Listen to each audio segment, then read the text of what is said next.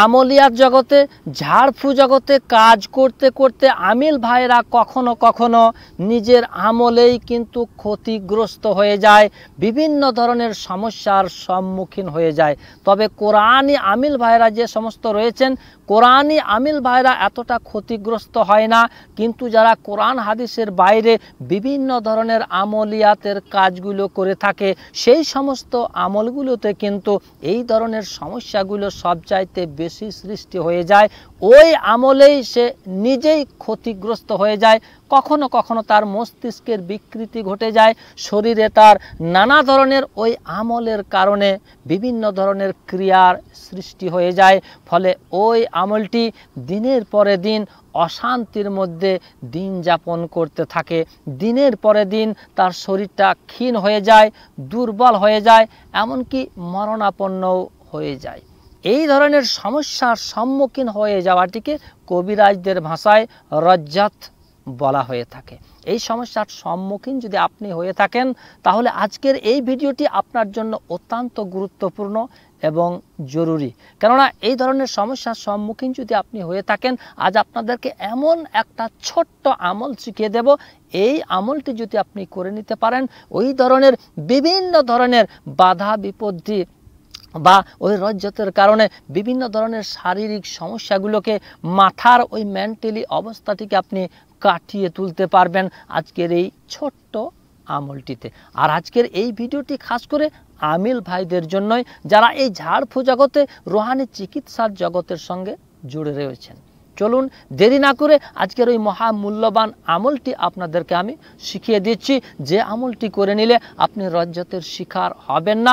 বিভিন্ন ধরনের যে সমস্যাগুলো চলে আসে আমল চলাকালীন, সেই সমস্যার সম্মুখীন আপনি হবেন না, আর হলেও সেটি কেটে যাবে ইনশাআল্লাহ। দেখতে থাকুন ভিডিওটি। আর চ্যানেলে যদি আপনি আজ নতুন এসেছেন, আমার ভিডিও আজ আপনি প্রথম দেখছেন, তাহলে এক্ষুনি চ্যানেলটিকে করে দিন সাবস্ক্রাইব এবং পাশে থাকা বেল আইকনটিকে বাজিয়ে দিন পরবর্তী নতুন ভিডিওর নোটিফিকেশান পাওয়ার জন্য।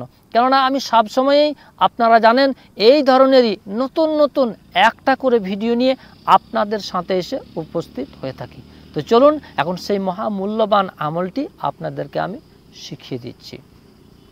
এই আমলটি করার জন্য কোনো বারের প্রয়োজন নেই, যে কোনো বারেই আপনি করতে পারেন। তবে সন্ধ্যার পরে এই আমলটি করবেন।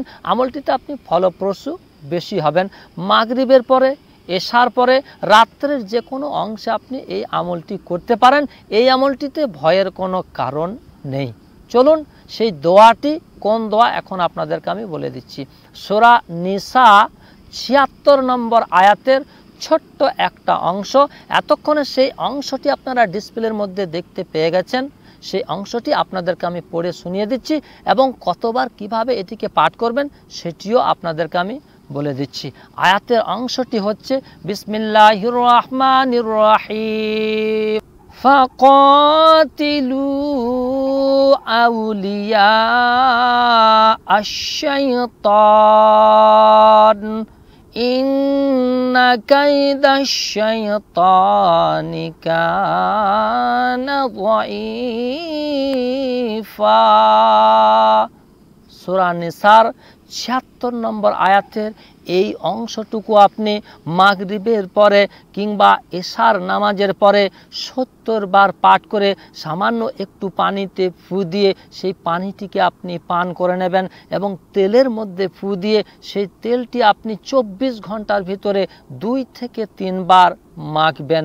এই আমলটি লাগাতার আপনি চালিয়ে যেতে থাকুন।